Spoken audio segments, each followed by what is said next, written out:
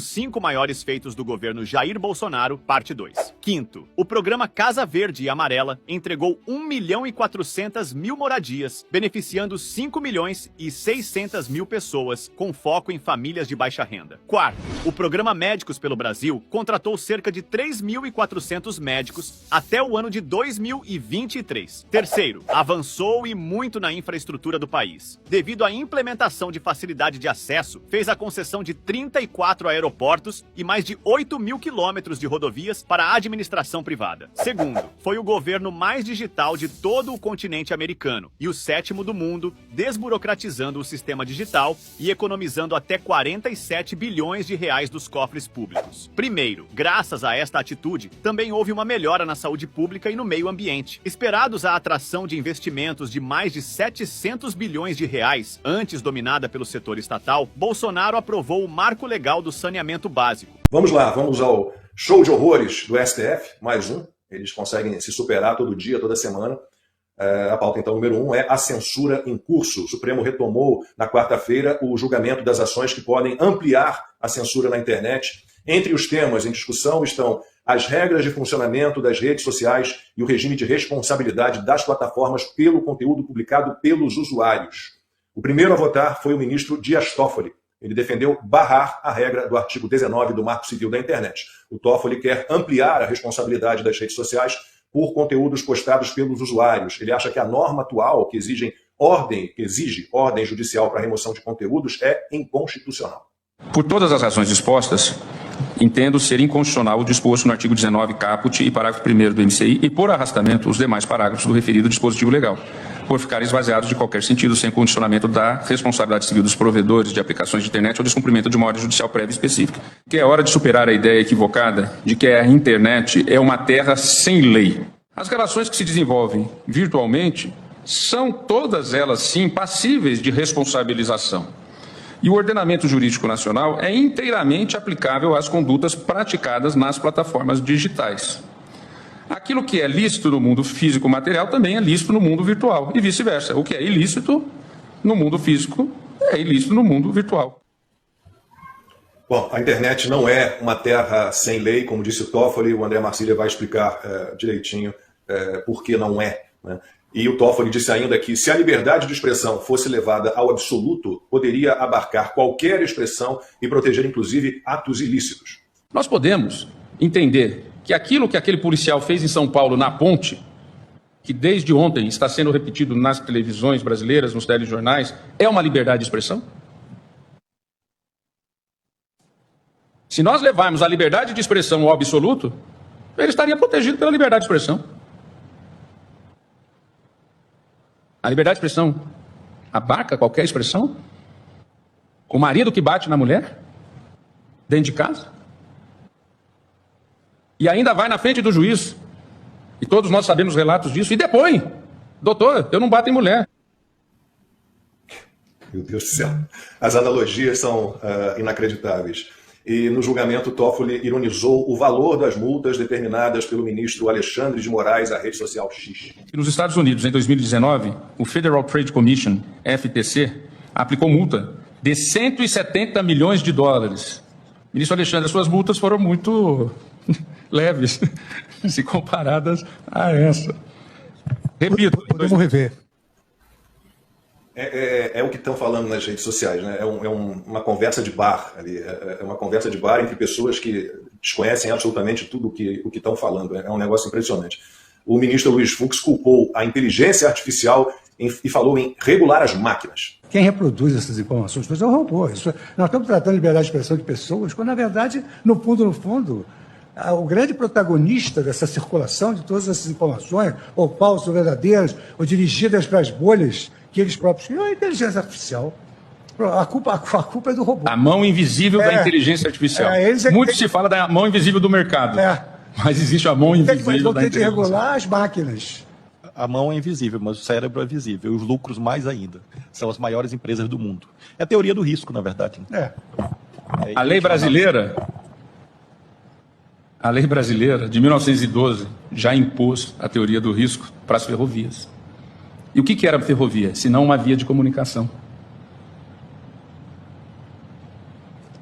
Como é que você ia colocar um vigia em cada trecho de trilho, de 1,5 metro, 2, o batente, eu não sei quantos metros tem, mas em torno de 2, para quem já viajou de trem, a cada segundo são 3, 4 barulhos que você escuta, não é, professor Paulo? Os trens de Minas Gerais, ministra Carmen Lúcia, cantadas em músicas de Brant, letras de Brant e melodias de Milton Nascimento e voz de Milton Nascimento. Consta, eu não sei, essas falas todas, e há outras também que a gente não vai exibir aqui, mas isso tudo poderia estar no nosso quadro de humor. Não é possível que isso... Sabe? É impressionante o que a gente tem visto. Bom, vamos lá, Consta. Lacombe, humor negro, né? É tragicomédia, né? Ou uma pornochanchada, né? Que virou o Brasil. É assustador. Cá entre nós é assustador quando a gente pensa que são esses que estão, nas palavras do próprio Barroso, empurrando a história. Com toda a soberba, com toda a arrogância que eles demonstram nessa conversa de boteco, que é o nome que eu dou ao meu encontro com os apoiadores fechado, Petit Comitê, nas segundas-feiras. Né? A minha conversa de boteco não parece que ninguém está bêbado desse jeito, né? E não sabe nem do que estão falando. Agora, vamos lá.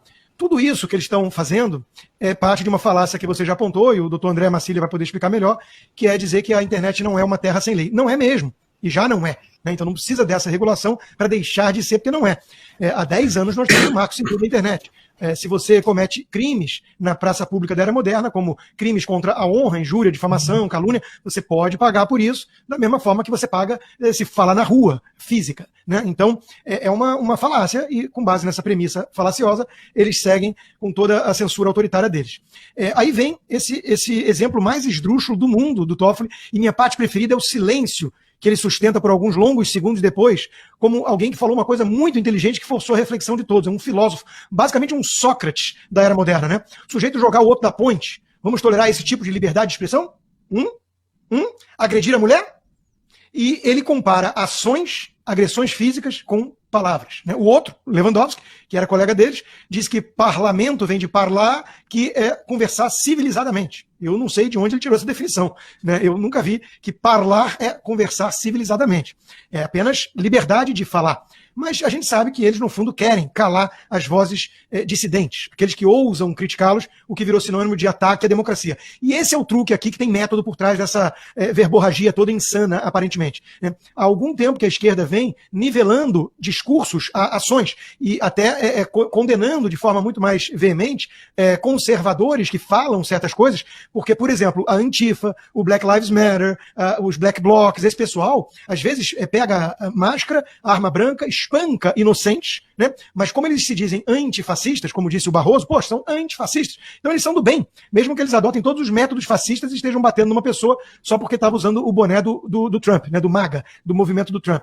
Enquanto que se um conservador como Ben Shapiro falar uma coisa numa universidade, isso é uma ofensa imperdoável, uma agressão terrível. Então tem algum tempo já que eles vêm equiparando palavras de direitistas a ofensas, agressões, ataques, enquanto que eles relativizam ataques verdadeiros, violência verdadeira, porque é a violência redentora, é a violência do bem, porque vem da esquerda, isso vem lá de trás com Marcuse e companhia. Nada novo sob o sol aqui. Aí depois meteu ferrovias no meio, não sei o quê. Realmente é um negócio muito preocupante, porque são eles que estão definindo os rumos do nosso país. Só para fechar minha primeira participação, Lacombe, falando um pouquinho pela Ana, já que ela vai falar menos, né? Aqui nos Estados Unidos nós temos a seção 230. O que é isso? É justamente a lei lá do Telecom Act de 96, se eu não me engano, que regula essas plataformas, porque a plataforma é diferente de justamente uma editora, um publisher.